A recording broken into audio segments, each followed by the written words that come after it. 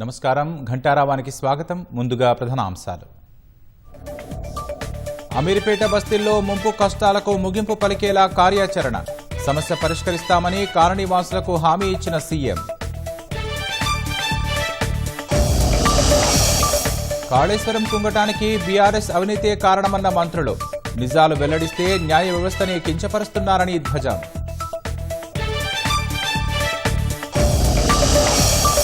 నల్గొండలో బైపాస్ రోడ్డుతో భూములు కోల్పోయిన స్థానికులు, తమకు సరైన పరిహారం అందలేదంటూ భూ నిర్వాసితుల ఆవేదన.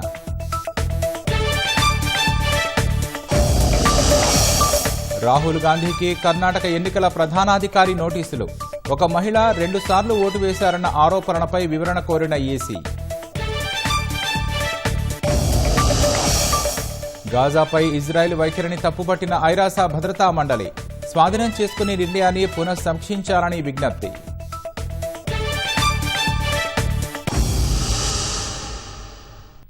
భారీ వర్షం, బయటకు వచ్చి చూస్తే ఎక్కడ చూసినా నీళ్లే. ఇది 3 రోజులుగా కురుస్తున్న వర్షాల కారణంగా హైదరాబాద్ అమీర్పేట సమీపంలోని బుద్ధనగర్, గంగూభాయ్ బస్తీల పరిస్థితి. వరద ఉధృతి కారణంగా బస్తీల వాసులు తీవ్ర ఇబ్బందులు ఎదుర్కొంటున్న విషయం తెలుసుకున్న సీఎం హైడ్రా, జీహెచ్ఎంసీ అధికారులతో కలిసి స్వయంగా పరిశీలించారు. గల్లీల్లో తిరుగుతూ సమస్యలను అడిగి పరిష్కారానికి హామీ ఇచ్చారు. హైదరాబాద్ అమీర్పేట్ పరిధిలోని బుద్ధనగర్, గంగూబాయి బస్తీలు గత కొన్ని రోజులుగా చినుకు పడితే వణికిపోతున్నాయి. భారీ వర్షం కురిస్తే ఏ రాత్రి వరద నీరు వచ్చి ముంచుతుందో తెలియని పరిస్థితి. ఇటీవల కురిసిన భారీ వర్షం కారణంగా ఎగువన ఉన్న ఎస్ఆర్ నగర్, గాయత్రి నగర్ ప్రధాన రహదారిపై నుంచి వరద నీరు ఈ కాలనీలలోకి ప్రవహిస్తోంది. గతంలో ఈ సమస్య సాధారణంగా ఉన్నప్పటికీ ప్రస్తుతం తీవ్రంగా మారిందని స్థానికులు చెబుతున్నారు. ఎస్ఆర్ నగర్ లోని ప్రధాన రహదారి వైట్ ట్యాపింగ్ రోడ్డు వేసిన తర్వాత చిన్న వర్షం పడినా కాలనీలోకి వేగంగా వరద నీరు వస్తోందని వాపోతున్నారు. నడుములోతు వరకు నీరు వస్తుందని, తీవ్ర ఇబ్బందులు పడుతున్నామని, సమస్యకు శాశ్వత పరిష్కారం చూపాలని స్థానిక వాసులు కోరుతున్నారు. నాకు వచ్చిన రాత్రి నా కొడుకుండి మా గలి తీసిండు, ఇల్లు ఆ ఇళ్లలో కూడా తీసిరు. 3 ఇండ్లు ముద్దలు అయినాయి. మగ పిల్లల రోడ్డు మీద పాపం ఆ పిల్లలుండి వాళ్ళు కాపాడేటోళ్ళు వాళ్ళు కాపాడిరు. కానీ మాకు మాత్రం మా గల్లీది మంచిగా సాల్వ్ చేయండి. అన్ని గల్లీలు మంచిగా ఉండాలి. వర్షం వచ్చినప్పుడు పెద్ద నాల ఏదవుతుందో ఆ పెద్ద నాలను కన్స్ట్రక్షన్ చేశారు. దానివల్ల మాకు చాలా ఇబ్బంది అవుతుంది. వాటర్ దాంట్లో వెళ్లకుండా ఆ డైరెక్ట్ ప్రెజర్ అనేది పైనుంచి వచ్చే ఆ ట్రాఫిక్ పొల్యూషన్ నుంచి వచ్చే ప్రెజర్ మొత్తం అంతా బస్సులోకి వస్తుంది. కొంచెం చూడండి సార్, చూసి కొంచెం ఈ ప్రాబ్లమ్ని సాల్వ్ చేయండి, మాకు పర్మనెంట్ సొల్యూషన్ కావాలని మాట్లాడితే ఆయన ఏమన్నారంటే రీకన్స్ట్రక్ట్ చేద్దాము, రిడిజైన్ చేసి మొత్తం అసలు వాటర్ ఎక్కడ స్టాగ్నెట్ కాకుండా చేద్దామని చేసి హామీ ఇవ్వడం జరిగింది. ఇది లోగట్టు ప్రాంతం మొత్తం స్లో ఉంది. ఇది ఎట్లా అంటే ఎంత పెద్ద భారీ వర్షం వచ్చినా కానీ ఇక్కడ ఉన్న ఇండ్లు మొత్తం అన్ని మునిగిపోతాయి. దానికి మార్గం ఒకటే, బాబునగర్ నుంచి వచ్చే వాటర్ సీదా అక్కడ నుంచి పైప్ లైన్ వేసి ఇక్కడ ప్యారడైజ్ హోటల్కి నుంచి అట్లా సీదా వచ్చి సత్యం టాకీస్ రెయిన్ వాటర్ లైన్లో కలపాలి. ఇక్కడికి వచ్చే లైన్ను కచ్చా నాలను బంద్ చేయాలి. దయచేసి ఈ నాల బంద్ చేస్తేనే బస్సు ప్రజలకు మేలు జరుగుతుంది. చిన్న వర్షానికి ఎందుకు మాకు ఇల్లులు మునుగుతున్నాయంటే కారణం మెయిన్గా సీఎం గారు వచ్చారు, ఈ సైట్కి విజిట్ చేశారు. ఇక్కడ విజిట్ చేసి మాకు ఏమైనా హామీ ఇచ్చారంటే ఈ మోరీ ఎలా కట్టారు, ఇలా హైట్ లేదు, స్లాంటింగ్ లేదు, ఎలా కట్టారని అడిగారు. కట్టిన తర్వాత దీన్ని మొత్తం ప్లాన్ అప్ చేంజ్ చేసి కొత్త ప్లాన్ 1 మంత్లో నాకు ప్రజెంట్ చేయాలని చెప్పేసి రంగనాథ్ గారికి ఆదేశాలు ఇచ్చారు సార్. హోల్స్ అన్ని మూసేసి ఎవరి ఇంటి ముందు వాళ్ళు మూసేసుకొని వాళ్ళకి ఇంటి ముందు పార్కింగ్ కోసం అని చెప్పేసి ఉన్న హోల్స్ మూసేస్తే వాటర్ ఎక్కడ వెళ్తాయి సార్? అసలు 2020లో వచ్చాం, ఇంత మటుకు ఎప్పుడూ రాలేదు ఇంత వరద. ఈ 2-3 వాహనాలు బట్టే ఇలా వస్తుంది. ఇక్కడ బ్రిడ్జి అలా కట్టారు చూసారా హైట్గా, అప్పటి నుంచే వస్తుంది. అంతకుముందు అయితే పాత ఉన్నప్పుడు ఇంత వరద రాలేదు, ఇన్ని నీళ్ళు రాలేదు. మాకు ఇప్పుడు రాత్రే ఈ రూమ్లన్నీ మునిగిపోయినాయి. ఎంత మేము భలే ఇబ్బంది పడుతున్నాం నైట్లో వస్తే వాన. ఆంధ్ర, గోదావరి, కృష్ణ అక్కడ ముంచెత్తాలి ఇలాంటి వాన. కానీ ఇదేంటి హైదరాబాద్లో వచ్చేసింది, ఏంటి ఇంత కొల్లేలాగా వచ్చేసింది. అంత డౌన్ ఎంత ఈ డౌన్కి వచ్చేస్తుంది. ఆ హైట్ అన్నాను, పెద్ద పెద్ద బిల్డింగ్లు, హోటల్స్ అన్నీ కడుతున్నారు.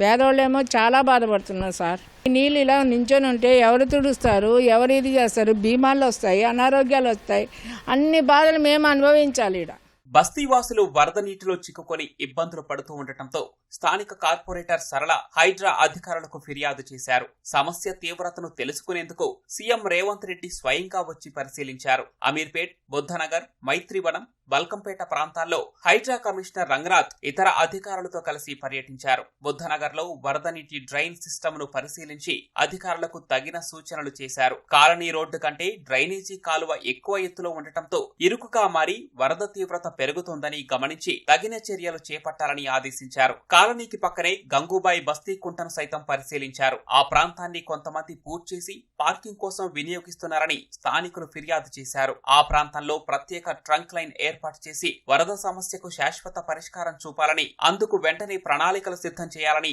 అధికారులను సీఎం ఆదేశించారని స్థానిక కార్పొరేటర్ సరళ తెలిపారు. యూసఫ్గూడ నుంచి మైత్రి 1 నుంచి ఎర్రగడ్డ అటు నుంచి మొత్తం ఈ వాటర్ ఫ్లో లెవెల్ ఇటు ఉంది. ఆ లెవెల్ వల్ల పెద్ద నాలాలు ఏదైతే ఇక్కడ మన మైత్రి 1 నాలా ఒకటి ఉంది, అలాగే అటు వెళ్తే అమీర్పేట్ సత్యం పక్కన ఒక నాలా ఉంది, దివిశక్తి, బేగంపేట్, ఇవన్నీ కూడా ఇంటర్ కనెక్టెడ్. కానీ ఆ కనెక్షన్స్ ఇచ్చే ప్రాసెస్లో ఆ లెవెలింగ్స్ బాగాలేకపోవడం వల్ల ఉన్న నాలాల్లోకి నీళ్లు వెళ్ళట్లేదు, ఇళ్లలోకి వెళ్తున్నాయి. అది సాల్వ్ చేయాలని మేము కోరుకున్నాం. బుద్ధనగర్ గంగూబాయి బస్తీలో ఉన్నటువంటి ఈ వరద సమస్య తీరాలంటే మనకి వెనక కనిపిస్తున్నటువంటి ఈ నాలా మీద నిర్మించినటువంటి నిర్మాణం ఏదైతే ఉందో దీన్ని మరొకసారి రీకన్స్ట్రక్ట్ చేయాలని సీఎం రేవంత్ రెడ్డి వాళ్ళందరికీ అధికారులకు సూచించడం జరిగింది. ఒకవేళ ఎగువ నుంచి వచ్చినటువంటి వరద నీటిని, అంటే స్థానికులు చెప్పిన వివరాల ప్రకారం ఎగువ నుంచినటువంటి వరద నీటిని ఈ కాలనీలో కాకుండా మెయిన్ లైన్ ఏదైతే ఉందో అది సత్యం థియేటర్ దగ్గర కలిసేటువంటి లైన్కి కలిపితే ఇటు నుంచి వచ్చేటువంటి కాలనీ వరద నీరు అంతా కూడా దిగువ ఉన్నటువంటి బుద్ధనగర్లోకి రాకుండా ఉంటుందని స్థానికులు చెప్పినటువంటి మాట. సో సీఎం రేవంత్ రెడ్డి కూడా దీని మీద అధికారులతో సంప్రదింపులు జరిపారు. దీని మీద ఒక చర్యలు తీసుకుంటామని చెప్పేసి ఇక్కడ బస్తీవాసులకి హామీ ఇచ్చారు. కెమెరామెన్ దేవేందర్తో నాగార్జున, ఈటీవీ న్యూస్, హైదరాబాద్. గోదావరిపై తుమ్మిడిహట్టి వద్ద ప్రాజెక్టు కట్టి తీరతామని రాష్ట్ర ప్రభుత్వం స్పష్టం చేసింది. ఉప ముఖ్యమంత్రి భట్టి విక్రమార్క, నీటిపారుదల శాఖ మంత్రి, ఇతర మంత్రులు సమ్మక్క సారక్క బ్యారేజీని సందర్శించి దేవాదుల ప్రాజెక్టు పనుల పురోగతిపై సమీక్షించారు. జస్టిస్ పీసీ ఘోష్ నివేదికను వక్రీకరిస్తున్న బీఆర్ఎస్ నేతలు న్యాయ వ్యవస్థని అవమానపరిచేలా మాట్లాడుతున్నారని ఉత్తమ్ మండిపడ్డారు. ఉప ముఖ్యమంత్రి భట్టి విక్రమార్క, మంత్రులు ఉత్తమ్ కుమార్ రెడ్డి, పొంగులేటి శ్రీనివాసరెడ్డి, కోమటిరెడ్డి వెంకటరెడ్డి, సీతక్క, వాకిటి శ్రీహరిలు ములుగు జిల్లాలో పర్యటించారు. కన్నాయిగూడెం మండలం తుపాకులగూడెం సమీపంలోని సమ్మక్క సారక్క బ్యారేజీని సందర్శించారు. అనంతరం దేవాదుల ఎత్తిపోతల ప్రాజెక్టు పంప్ హౌస్, ఇంటేక్ వెల్ను క్షేత్రస్థాయిలో పరిశీలించారు. పనుల పురోగతిపై అధికారులతో సమీక్షించారు. ప్రాజెక్టుకు సంబంధించి వివిధ దశలు, ఇప్పటి వరకు పూర్తయిన ప్యాకేజీ పనులు, భూసేకరణ తదితర అంశాలను పవర్ పాయింట్ ప్రెజెంటేషన్ ద్వారా అధికారులకు వివరించారు. కాంగ్రెస్ సర్కారు దేవాదుల ద్వారా 17 నియోజకవర్గాల పరిధిలో ఆయకట్టుకు త్వరితగతిన నీళ్లందించే విధంగా చర్యలు తీసుకుంటున్నామని భట్టి విక్రమార్క తెలిపారు. ల్యాండ్ అక్విజిషన్ సంబంధించి దాదాపు 67 crores అవసరం ఉందని చెప్పారు. తప్పనిసరిగా ల్యాండ్ అక్విజిషన్ సంబంధించి ఈ ప్రాజెక్ట్ని అత్యంత ప్రయారిటీ ప్రాజెక్టుగా రాష్ట్ర ప్రభుత్వం తీసుకుంది కాబట్టి త్వరితగతినే వెంటనే దీనికి సంబంధించినటువంటి జిల్లా కలెక్టర్ల అధికారులకు ఇప్పుడే ఇరిగేషన్ మంత్రి గారు ఆదేశాలు కూడా ఇచ్చారు.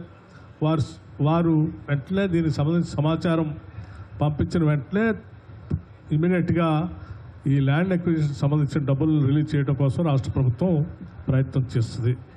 అట్లాగే పెండింగ్ బిల్స్ గురించి కూడా చెప్పారు. అవి కూడా మొత్తం కలిపితే ఈ ల్యాండ్ అక్విజిషన్ అవి కలిపి 179 crores దాకా ఉందని చెప్తా ఉన్నారు. దానికి సంబంధించి కూడా దశల వారీగా, విడతల వారీగా రిలీజ్ చేసి ఈ ప్రాజెక్టును ముందుకు తీసుకొని పోవడం కోసం మేమంతా ప్రయత్నం చేస్తాము. దేవాదుల ప్రాజెక్టుకు సంబంధించి ఛత్తీస్గఢ్ ముంపు ప్రాంతాలకు పరిహారం చెల్లించేందుకు ఆ రాష్ట్ర ప్రభుత్వంతో మాట్లాడుతున్నట్లు మంత్రి ఉత్తమ్ కుమార్ రెడ్డి తెలిపారు. తొమ్మిడిహట్టి వద్ద ప్రాణహిత, చేవెళ్ల సుజల స్రవంతి పనులు మొదలుపెట్టి పూర్తి చేస్తామన్నారు. గత ప్రభుత్వ నిర్లక్ష్యం, అవినీతి వల్లే బ్యారేజీలు కుంగిపోయాయని జస్టిస్ పీసీ ఘోష్ నివేదిక స్పష్టం చేస్తే బీఆర్ఎస్ నేతలు న్యాయ వ్యవస్థని అవమానపరిచేలా మాట్లాడుతున్నారని ఉత్తమ్ మండిపడ్డారు. తుమ్మడిహట్టిపై ప్రాజెక్టు కట్టి తీరుతాము, త్వరలో పనులు మొదలుపెట్టి పూర్తి చేస్తాము. ప్రస్తుతం గోదావరి బేసిన్లో అవుతున్న సమస్యలు ఎందుకంటే గతంలో పరిపాలించిన వాళ్ళు ముందు తుమ్మడిగట్టి కట్టి అది 38,000 కోట్లకు పూర్తి చేసి ఎల్లంపల్లికి సరిపోని నీళ్ళు ఇచ్చి 16 లక్షల ఎకరాలకు నీళ్ళు ఇచ్చి ఆ తర్వాత మేడిగడ్డ చేపట్టినా ఒక తీరు ఉండేది. వాళ్ళు అసలు వయబుల్ ఉన్న ప్రాజెక్టు వదిలేసి అన్వయబుల్ ప్రాజెక్టు, కాస్ట్ ఎఫెక్టివ్ లేని ప్రాజెక్టు మొదలుపెట్టుకొని తెలంగాణ రాష్ట్రాన్ని శాశ్వతంగా నష్టం చేసిండ్రు. నేషనల్ డ్యామ్ సేఫ్టీ అథారిటీ లిఖితపూర్వకంగా ఆ 3 బ్యారేజెస్లో ప్రస్తుత పరిస్థితిలో నీటిని నిల్వ ఉంచడానికి వీల్లేదు అని ఇచ్చిండ్రు. మేమేమీ రాజకీయం చేయడం లేదు. వాళ్ళ అనవసరమైన సలహా ఇచ్చి మేడిగడ్డ బ్యారేజ్ కొట్టుకపోయి ఒకవేళ నీళ్లు నింపి కొట్టుకపోతే దాని కింద 44 ఊర్లు కొట్టుకపోయి, సమ్మక్క సారక్క బ్యారేజ్ కొట్టుకపోయి, భద్రాచలం గుడి కొట్టుకపోతే ఎవరు బాధ్యత వహించాలి? ఇచ్చంపల్లి దగ్గర గోదావరి కావేరీ అనుసంధానంలో భాగంగా ఇచ్చంపల్లి వద్ద ప్రాజెక్టు కట్టాలని కేంద్రాన్ని కోరామని ఉత్తమ్ తెలిపారు. బనకచెర్ల ప్రాజెక్టుపై కేంద్రానికి వ్యతిరేకత తెలియచేశామని గుర్తు చేశారు. ఇచ్చంపల్లి దగ్గర గోదావరి కావేరీ లింకు కేంద్ర ప్రభుత్వం యొక్క నదీ జలాల అనుసంధానం విషయంలో ఆ ప్రాజెక్టుని మేము కేంద్ర ప్రభుత్వం చేపట్టమంటున్నాము ఇచ్చంపల్లి దగ్గర. అదేవిధంగా అది కాకుండా ఇచ్చంపల్లి దగ్గర వరద జలాల్లో మాకు 200 టీఎంసీలు కేటాయించి కేంద్ర ప్రభుత్వమే నిధులు ఇవ్వాలి, మేము మళ్ళీ ఇంకో ప్రాజెక్టు కట్టుకుంటామని చెప్పి కూడా నేనే లిఖితపూర్వకంగా ఇచ్చిన. ప్రస్తుతం ఉన్న కాంగ్రెస్ ప్రభుత్వం ముఖ్యమంత్రి నుంచి మేమందరం వరకు పోలవరం బంకచెర్ల ప్రాజెక్టు లింక్ ప్రాజెక్టుకి మేము వ్యతిరేకం. రాజ్యాంగపరంగా, చట్టపరంగా, న్యాయపరంగా ఆ ప్రాజెక్టుని అన్ని విధాలుగా మా అబ్జెక్షన్ తెలియజేస్తున్నాము. గోదావరి నది పక్కనే ఉన్నప్పటికీ ములుగు జిల్లా తాగు సాగునీటికి ఇబ్బందులొస్తున్నాయని, ఇందుకు అవసరమైన చర్యలు తీసుకోవాలని మంత్రి సీతక్క కోరారు. ఇక్కడ కన్నాయిగూడెంలో భూములు కోల్పోయినరు, ఇల్లులు కోల్పోయినరు. కానీ గత ప్రభుత్వం బ్యారేజీ, తుపాకులగూడెం బ్యారేజీ నిర్మించేటప్పుడు కూడా వాళ్ళకి ఇచ్చినటువంటి హామీలు ఏమీ నెరవేర్చకపోవడంతో వారికి ఇప్పుడు మేము ఇల్లు ఇవ్వగలిగినాము. కానీ కొంత ఎంప్లాయ్మెంట్ కూడా లోకల్గా పిల్లలకు, ఇక్కడి వాళ్లకు లోకల్గా ఎంప్లాయ్మెంట్ ఇవ్వాలని కూడా మీరు అధికారులను ఆదేశించాలని కోరుతా ఉన్నాను. గోదావరి 100 కిలోమీటర్లో మేమున్నాం.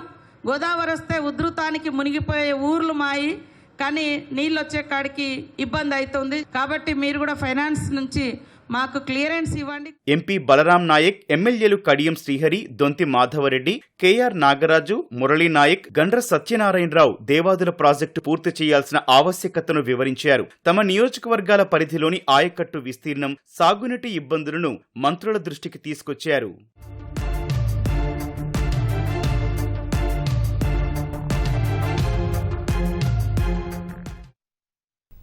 బ్యాలెట్తోనే ఎన్నికలు నిర్వహించాలని పలువురు కాంగ్రెస్ ఎమ్మెల్యేలు, నేతలు డిమాండ్ చేశారు.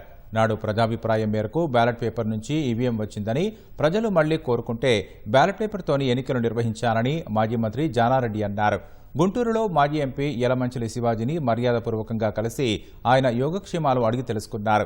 ఇతర దేశాల్లో బ్యాలెట్ పద్ధతిలోనే ఎన్నికలు నిర్వహించాలని చాలా మంది కోరుతున్నారని కార్మిక శాఖ మంత్రి వివేక్ వెంకటస్వామి గుర్తు చేశారు. ఈవీఎంలపై అనుమానాలు ఉన్నాయని రాహుల్ గాంధీ వ్యాఖ్యలను మంచిర్యాల జిల్లా మందమరిలో గుర్తు చేశారు. బ్యాలెట్తోనే ఎన్నికలు నిర్వహించడం మేలని అభిప్రాయపడ్డారు. రాహుల్ గాంధీ గారు ఏదైతే చెప్పిందో, ఈ ఎలక్షన్ కమిషన్ ఏదైతే నిజంగానే ఇండిపెండెంట్ ఉండాలి, మేము ఓటేసింది కాంగ్రెస్ కి, ఎట్లా బీజేపీ గెలిచిందని చెప్పి చాలా మంది అడుగుతున్నారు. ప్రపంచంలో కూడా అన్ని చోట్ల ఇలాంటి అవకతవకలు అవుతున్నాయని చెప్పి మళ్ళా back to original ballot paper కి వస్తున్నారు అన్ని దేశాలు. అదే రాహుల్ గాంధీ గారు కూడా మన దేశంలో ఈ ప్రాసెస్ మళ్ళా రివ్యూ చేయాలని చెప్పి వర్క్ అవడం జరిగింది. బ్యాలెట్ నుంచి ఈవీఎంస్ దీనికి అవాల ఈ సూత్రధారులందరూ ఈ మేధావులే, కానీ పాత్రధారి ఆ రోజు కాంగ్రెస్ పార్టీనే ఉన్నది. అయినప్పటికీ ఆ రోజు ప్రజాభిప్రాయాన్ని బట్టి, కానీ వాళ్ళ రాను రాను మారిన పరిస్థితుల్లో ప్రజాభిప్రాయం మళ్ళీ బ్యాలెట్కి అవసరం అనేటువంటిది ఈ అనుభవం సత్యం నేర్పితే తప్పనిసరిగా పరిపాలకులు మీ ప్రజాభిప్రాయం మేరకు మార్చుకోవాలి. తాతల కాలం నాటి నుంచి ఒకే చోట ఉండి ఇల్లు, బహుళ అంతస్తుల భవనాలు నిర్మించుకున్న వారి పరిస్థితి అగమ్య గోచరంగా మారింది. నల్గొండ బైపాస్ రహదారి నిర్మాణానికి 117.19 ఎకరాల స్థలం సేకరించేందుకు ప్రభుత్వం సమాయత్తమైంది. రైతులు, స్థానికుల నుంచి స్థలాలు సేకరించే క్రమంలో కొందరు అక్రమాలకు పాల్పడుతున్నారని భూ నిర్వాసితులు ఆందోళన వ్యక్తం చేస్తున్నారు. అనుకూలంగా ఉన్నవారికి ఎక్కువ పరిహారం, లేని వారికి తక్కువగా ఇస్తూ వివక్ష చూపుతున్నారని వాపోతున్నారు. రహదారి నిర్మాణం కోసం తమ బతుకులు రోడ్డున పడ్డాయని ఆవేదన వ్యక్తం చేస్తున్నారు. తెలంగాణ, ఆంధ్రప్రదేశ్లను కలిపే ముఖ్యమైన జాతీయ రహదారి NH 565 నల్గొండ నుంచి వెళ్తున్న జాతీయ రహదారిపై ట్రాఫిక్ ను నియంత్రించేందుకు బైపాస్ రోడ్డు నిర్మాణానికి కేంద్ర ప్రభుత్వం ఆమోదం తెలిపింది. నల్గొండ శివారు పానగల్ నుంచి ఆర్జాలబావి, మర్రిగూడ, నల్గొండ అర్బన్, మామిళ్లగూడెం, కొత్తపల్లి మీదుగా సాగర్ రోడ్డులో బైపాస్ కలుస్తుంది. 14 కిలోమీటర్ల మేర 4 లేన్లుగా బైపాస్ నిర్మాణం చేయనున్నారు. మొత్తం 117.19 ఎకరాలు సేకరించాలని అధికారులు అధికారులు నిర్ణయించారు. 1339 మంది నిర్వాసితులకు ప్రభుత్వం నిర్ణయించిన ధర ప్రకారం 149.27 కోట్లు పంపిణీ చేయనున్నారు. ఇప్పటికే 647 మందికి 88.36 కోట్ల మేర చెల్లించారు. ఇంకా 692 మందికి 60.91 కోట్లు చెల్లించాల్సి ఉంది. పరిహారం విషయంలో వివక్ష చూపుతున్నారని భూ నిర్వాసితులు ఆవేదన వ్యక్తం చేస్తున్నారు. బహిరంగ మార్కెట్లో ఉన్న ధర ప్రకారం పరిహారం అందించాలని కోరుతున్నారు. 565 జాతీయ రహదారి పానగల్ నుంచి సాగర్ రోడ్డు వరకు ఈ బైపాస్ వేస్తా ఉన్నారు. దాదాపు 1170 మంది బాధితులు భూములు పోగొట్టుకుంటున్న వాళ్ళు ఉన్నారు. అది 14 కిలోమీటర్ల పొడుగుతోటి నడుస్తుంది. రైతులకు నష్టపరిహారం ఇచ్చే దగ్గర తీవ్రమైన వ్యత్యాసం కనిపిస్తున్న పరిస్థితి ఉంది. ప్రభుత్వం తీసుకుంటే ఒక రేటు, ప్రభుత్వం అమ్మితే ఇంకో రేటు వ్యవహరిస్తున్న తీరు ఉంది. ప్రభుత్వం అయితే ఏ రకంగా అయితే అమ్మిందో 28,500 చొప్పున కట్టేయాలి. ఇప్పుడు ప్రజెంట్ మార్కెట్ వాల్యూ 20 నుంచి 25,000 రేటు ఉన్నది సార్ ఇక్కడ. కానీ గవర్నమెంట్ మార్కెట్ వాల్యూ ప్రకారం 5,400 ఇస్తున్నది. దీని వాల్యూ ప్రకారం మేము బయట తీసుకుంటే ఇక్కడ నల్గొండ టౌన్లో ఎక్కడ కూడా 100 గజాల ప్లాట్ కూడా రావడం లేదు. కాబట్టి మాకు సరైన ధర ఈ ప్లాట్లకు సరైన ధర కేటాయించాలని మేము విన్నవిస్తున్నాం సార్. లేకపోతే మేము చావడానికైనా సిద్ధపడుతున్నాం సార్. ఈ ప్లాట్లు అయితే ఇచ్చిపెట్టేది లేదు. మేమైతే పని అయితే జరగని ఎట్టి పరిస్థితుల్లో పని అడ్డుకుంటాం సార్. 20 సంవత్సరాల నుంచి కష్టపడి ఆ బైపాస్లో ప్లాట్ కొనుక్కున్నాం, ఇల్లు కట్టుకున్నాము. అయితే దానికి బోర్ వేసుకున్నాం. వాటర్ ప్లాంట్ పెట్టాలనే ఉద్దేశంగా మేము ఒక షెడ్ వేసుకొని ఇల్లు కట్టుకొని ఉంటుంటే మాకు అన్యాయంగా ఇప్పుడు ఆ రోడ్లో పోతుంది మొత్తం. మాకు ఆ ప్లాట్ పోయినా కానీ మేము వద్దంటే ఆగేది కాదు. కాబట్టి వేరే కాడ మరి హౌసింగ్ బోర్డు ఎదురుగానే ప్లాట్ ఉన్నది. మాది పోయినప్పుడు ఎదురుగా అదే ప్లాట్ మాకు ఇస్తే మాకు సంతోషంగానే ఉంటుంది. ఇక డబ్బులతో సమస్య లేకుండా. మామిళ్లగూడెంలో వివిధ పార్టీ నాయకులకు చెందిన భూములకు గరిష్టంగా మార్కెట్ ధర కంటే ఎక్కువ పరిహారం ఇస్తున్నారని, తమకు మాత్రం తగ్గించి ఇస్తున్నారని బాధితులు వాపోతున్నారు. పంచాయతీరాజ్ ఉద్యోగుల సొసైటీలో ఉన్న భూమికి మార్కెట్లో మంచి ధర ఉందని, అధికారులు గజానికి 5,000 మాత్రమే చెల్లిస్తున్నారని బాధితులు ఆవేదన వ్యక్తం చేస్తున్నారు. అందరికీ సమన్యాయం చేయాలని కోరుతున్నారు. చిన్నపిల్లల చదువు కోసం నల్గొండకు వచ్చి 150 గజాలు కట్టుకొని ప్లాట్ కొనుక్కొని ఇల్లు కట్టుకున్నా సార్. 1.5 year అవుతుంది నేను కట్టుకొని ఇళ్ళకి వచ్చి ఒక 1 yearలో వచ్చి రోడ్డు బైపాస్ రోడ్ వేస్తున్నామని రాళ్ళు బాతి సర్వే చేసారు సార్. తీసేసుకుంటారు సార్, మొత్తం తీసేసుకుని వాళ్ళు ఇచ్చే నష్టపరిహారం ఎటు సరిపోవట్లేదు. 5,400 ఇస్తామంటారు. ఇక్కడ కమర్షియల్ ప్లాట్ వచ్చేసి 60,000 50,000 గజం ఉన్నా సార్. 6,000 కట్టిస్తామంటున్నారు. ఎక్కడ సరిపోతుంది సార్? అది ఏ రకంగా ఇవ్వగలుగుతాం? అది అసలు ఎవరు పట్టించుకునే నాదుడే లేదు సార్. మంత్రి కాడు ఎన్నిసార్లు పోయినా రెస్పాండ్ కావడం లేడు. దయచేసి అందరికి ఒకటే న్యాయం చేయాలని మేము కోరుతున్నాం. జాతీయ రహదారి 565లో భూములు కోల్పోతున్న భూ నిర్వాసితులకు నష్టపరిహారం ఇవ్వడంలో రాష్ట్ర ప్రభుత్వం నిర్లక్ష్యం వహిస్తుంది. ఆర్బిటర్ తో కలెక్టర్ ఫస్ట్ స్టేజ్ ఇచ్చారు. 2వ స్టేజ్లో అయినా కలెక్టర్ గారైనా దాన్ని ఆలోచించి నిర్వాసితులకు అన్యాయం జరగకుండా నష్టపరిహారం పూర్తి స్థాయిలో ఇవ్వాలని మేము డిమాండ్ చేస్తున్నాం. భూ నిర్వాసితులకు నిబంధనల ప్రకారమే పరిహారం చెల్లిస్తున్నామని, ఇప్పటికే 647 మందికి 88.36 కోట్ల మేర చెల్లించినట్లు ఆర్డీఓ అశోక్ రెడ్డి తెలిపారు. పరిహారం చెల్లింపు విషయంలో ఎలాంటి అనుమానం అక్కరలేదని చెబుతున్నారు. బెట్టింగ్ యాప్ ప్రచారం కేసులో నేడు ఈడీ విచారణకు హీరో రానా హాజరు కానున్నారు. ఇప్పటికే ఈడీ విచారణకు ప్రకాష్ రాజ్, విజయ్ దేవరకొండ హాజరయ్యారు. ఇక మరింత సమాచారం మా ప్రతినిధి రమేష్ ప్రత్యక్ష ప్రసారం ద్వారా అందిస్తారు.